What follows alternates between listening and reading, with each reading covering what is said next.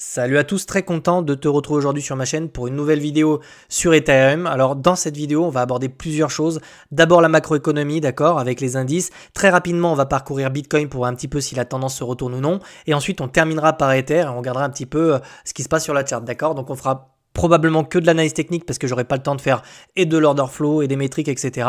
Et ce sera déjà une vidéo qui te permettra comme ça d'y voir un petit peu plus clair sur les marchés. On commence tout de suite par la macroéconomie. Alors, macroéconomie, on a eu des résultats qui sont sortis, donc l'IPC, donc c'est notamment surtout la consommation américaine. Ça nous permet de savoir si tu as de l'inflation ou pas, d'accord, dans l'économie américaine. Et ici, on voit qu'on avait des résultats attendus qui sont plus élevés que ce qu'on a eu. Donc ça, c'est plutôt une bonne chose parce que tu vois quasiment tous les résultats qui sont là sont en dessous des attentes. 0,3, 0,2, ici on a 2,4, 2,3, 0,3, 0,2, donc 20,80, donc là 20,86, 20,80. Donc on a clairement des résultats qui sont en dessous de ce qui était prévu par les marchés. Et ça, c'est plutôt une bonne nouvelle parce que ça veut dire pour nous, tu vois, il y a 3 étoiles, donc c'est très important. Ça veut dire que l'inflation baisse un petit peu aux États-Unis.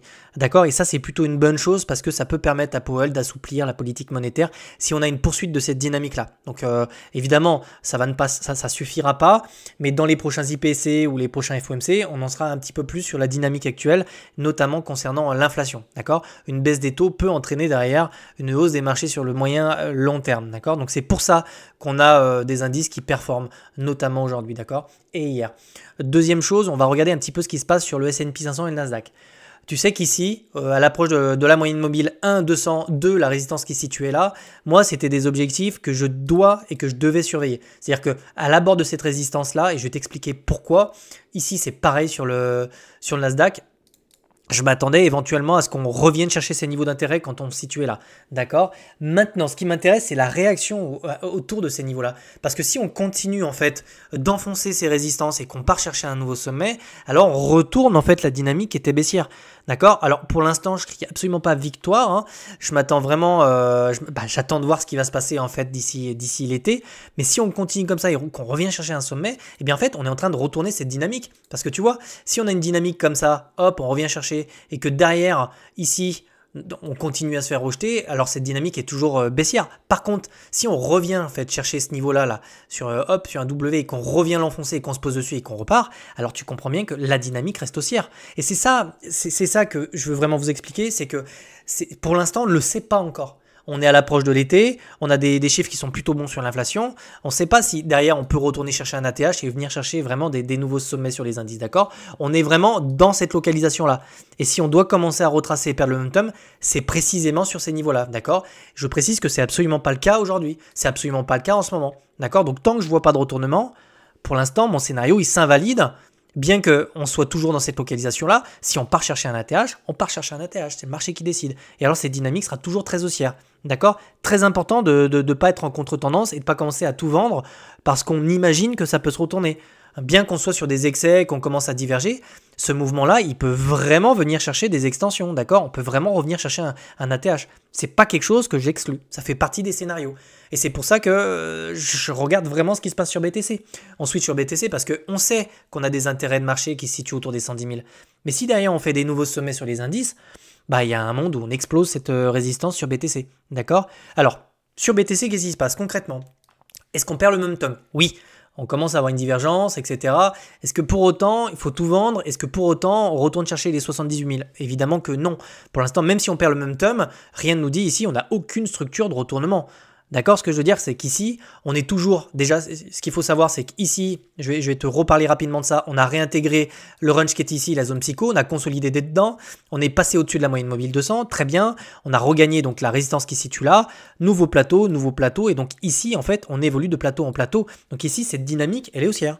Elle est haussière. Tant qu'on reste au-dessus de la moyenne mobile 200 et qu'on imprime des creux et des sommets, donc creux et sommets ascendants, la dynamique est haussière. Donc on ne va pas commencer à prendre peur et à jouer les mauvaises sorcières sur Bitcoin. Cette dynamique, à l'heure à laquelle je te parle, elle est toujours haussière et dont les objectifs se situent toujours à la hausse, d'accord? Alors moi, j'ai pris des profits ici, dans cette localisation-là, d'accord? Parce que je me paye un peu, je suis rentré à 83 000, j'ai pris des profits ici, d'accord? J'ai mis d'autres ordres ici, d'accord? Et je garde évidemment du spot. Parce que si derrière, on part chercher des extensions et qu'on a une très forte volatilité sur Bitcoin compte tenu de la situation, Je veux rester dans le marché, je veux être exposé sur le marché, d'accord? J'ai vendu pour l'instant aucun Ether. Tous mes Ethers, je les garde, d'accord? Je suis exposé principalement en BTC, en Ether et j'ai de l'USDT. Voilà. Donc ici, absolument aucun signe de retournement ici. Donc on ne va pas commencer à shorter le marché. Certains shortent le marché, hein. D'ailleurs, on le voit très rapidement, on voit qu'on a des liquidités qui s'accumulent de plus en plus.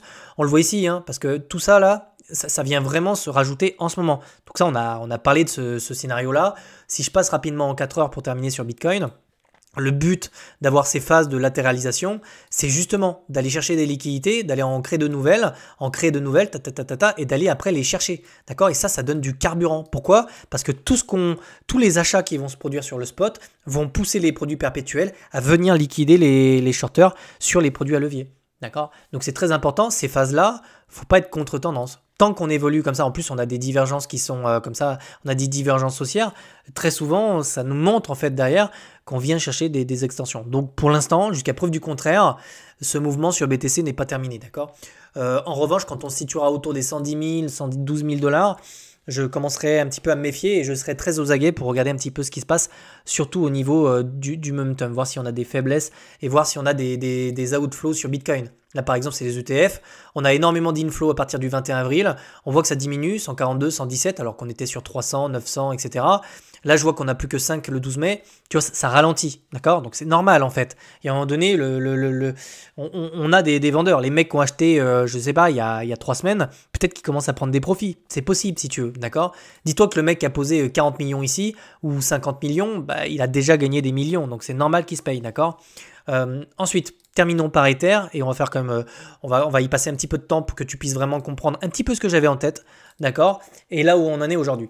Première chose, on va reprendre rapidement l'analyse technique qu'on avait déjà faite ensemble. On avait cette traîne sur Ether qu'on est venu casser. Premier signal haussier. On est repassé de l'autre côté. Donc ça, c'était plutôt important pour moi. C'était un premier signal, d'accord? En plus, ça s'est fait avec un pump ici comme ça, tu vois. On est venu regagner l'ancienne zone psychologique, un ancien support, d'accord? Tu vois que là, on évolue d'un plateau à un autre. Alors qu'ici, c'est que des plateaux qui étaient baissiers. Tu vois, d'accord? Baissier, baissier, baissier, baissier, plateau, plateau haussier. Donc ici, à partir de ce moment-là, on évolue autour de la moyenne 40. Je me suis dit, bon, il se passe quelque chose quand même sur Ether. Ça, on en a parlé dans le Discord. C'est quelque chose qu'on avait déjà vu ensemble, même sur ma chaîne YouTube, d'accord? Donc l'idée, c'était vraiment de s'affranchir de la moyenne mobile 40 pour avoir le premier signal. Signal qu'on a eu. Donc désormais, on est revenu chercher la résistance qu'elle a, on est revenu chercher la résistance qu'elle a. Toutes les résistances sont des objectifs maintenant qui sont haussiers sur Ether. Je ne sais pas si on va venir chercher les 4000. On a beaucoup de vélocité sur Ether. Il suffit qu'on ait des good news ou ce genre de choses et c'est possible qu'on le fasse. Maintenant, si on reste lucide, si on reste cartésien, la première grosse zone de vente se situait dans ce range-là. Hop, alors je vais te le tracer, on va le tracer mieux que ça, hop, dans cette zone. Pourquoi ? Parce qu'ici, on a vraiment consolidé sur ces niveaux-là. On voit que c'était un niveau sur lequel on a beaucoup travaillé. Deuxième chose, on revient chercher la moyenne mobile 200 qui se situe ici, autour des 2500. Donc ça, en fait, si tu veux, cet objectif-là, j'en parle depuis qu'on est là. Donc maintenant qu'on est sur cet objectif, je ne peux pas te dire, allez, on part chercher les 8000 ou les 10 000. J'en sais rien en fait. Mon objectif, il était là. Voilà, c'est fait. Maintenant, on regarde le momentum, on regarde l'élasticité, on regarde la vélocité. Parce que si tu vois, si on avait vraiment eu du mal, comme ça, à venir chercher, etc., je t'aurais dit, bon, tu vois, mes objectifs auraient été, bon, allez, on se casse, c'est très compliqué. Mais là, sur Ether, moi, le premier, je suis surpris de la vélocité qu'il a. Donc, je me dis que s'il a une vélocité aussi forte, derrière, il y a un monde où derrière, on essaie de s'affranchir de ce canal-là. Si BTC vient chercher les 110 000, les 115 000, c'est un scénario qui est possible avec des indices sur ATH. Bah, il y a un monde en fait où on revient chercher clairement, c'est 3000 $. On revient chercher les 3000 $. D'accord? Ou ça peut même être l'extension de ce mouvement-là. Tu vois, donc si je le duplique, ça en chartiste, ça existe, hein, si on peut les utiliser, ça peut être les 3200. Tu vois, on a une énorme, d'ailleurs, on a une énorme zone ici, autour de ces niveaux-là d'ailleurs. Donc là, ici, bah tiens, ça correspond autour des 3000 $. Donc globalement, les 3000 $, c'est le niveau de rejet. On est passé dessous, on l'a réintégré, on l'a repassé dessous. Donc autour des 3000 $, là aussi, je m'attends à ce qu'on ait un petit peu de rejet.